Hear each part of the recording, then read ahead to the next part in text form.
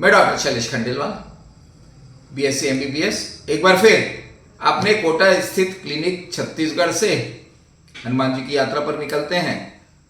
हमेशा की तरह आकरचारी लख 84 जाति जीव जलथल नभवासी सिया राम सब मैं जग जानी करो प्रणाम जोरी जी को बानी। सबको प्रणाम करते हुए हनुमान जी की एक और चौपाई लेते हैं। हनुमान जी की चौपाई में जो यात्रा चल रही है, ये चौपाई बहुत अच्छी है। माता जानकी ने बोला था, अष्ट सिद्धि नौ निधि के दाता अजबर जीन जानकी माता। जानकी जी ने हनुमान जी को अष्ट सिद्धियां और नौ निधि दी थी। जब जनक जी ने सीता जी को रवाना किया विवाह के पश्चात, तो ये सब उनको दी थी। मां जानकी हनुमान जी पे प्रसन्न हो गई, उन्होंने उनको दे दी। तब ये अष्ट सिद्धि और नौ निधि ये हनुमान जी की पूजा से मिलती है। अष्ट सिद्धि नौ निधि के दाता असबर दीन जानकी माता। यदि चौपाई बोलते रहें, अपने जीवन में उतारें, तो ये सत्य है। हनुमान जी आपको भी ये सिद्धियां देते हैं। अब अष्ट सिद्धि समझते हैं। पहला अणिमा, अणिमा अणु से छोटा। हनुमान जी कभी भी अपना रूप छोटा कर लेते हैं। लंका का निरीक्षण किया था तो छोटे बन गए और निरीक्षण कर लिया। दूसरा महिमा, बड़ा विशाल रूप धारण कर लेते हैं। अशोक वाटिका में सीता जी के सामने किया, सुरसा के सामने किया। तीसरा गरिमा, भारी, एकदम भारी हो जाते हैं। भीम का घमंड तोड़ने के लिए भारी हो गए वो। लघिमा, भार कम कर लेते हैं। वाटिका पे पत्तों पर बैठ के माता सीता को अपना परिचय दिया। लघिमा, भार कम। प्राप्ति, हर चीज को प्राप्त कर लेते हैं।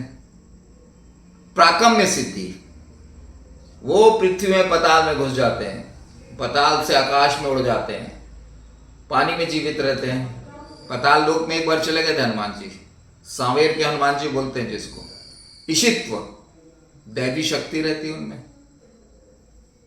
और वशिष्ठ, सबको वश में कर लेते हैं।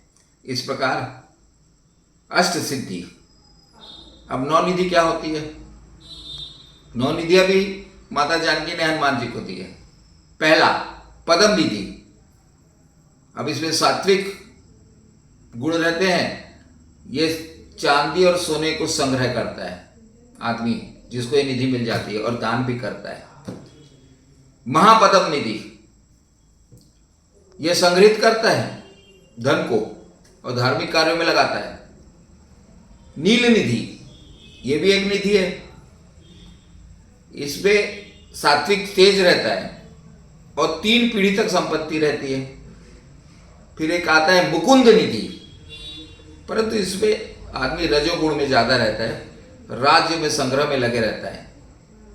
मुकुंद निधि में 1 पीढ़ी तक चलती है ये। फिर आती है नंद निधि, राजस्व और तामस गुण की। इस प्रकार निधियां रहती है। मकर निधि, अस्त्रों का संग्रह करता है। जिसके पास ये निधि बहन हनुमान जी दे देते हैं, अस्त्रों का संग्रह करता है। कच्छप निधि, कछुआ के जैसे, ये तामस गुण का रहता है। कछुआ के जैसे अपने धन को संग्रहित करके रखता है, परंतु समय पे गुप्त रूप से अपने को धन को रखेगा, परंतु समय पे ये अपने धन को निकाल देता है।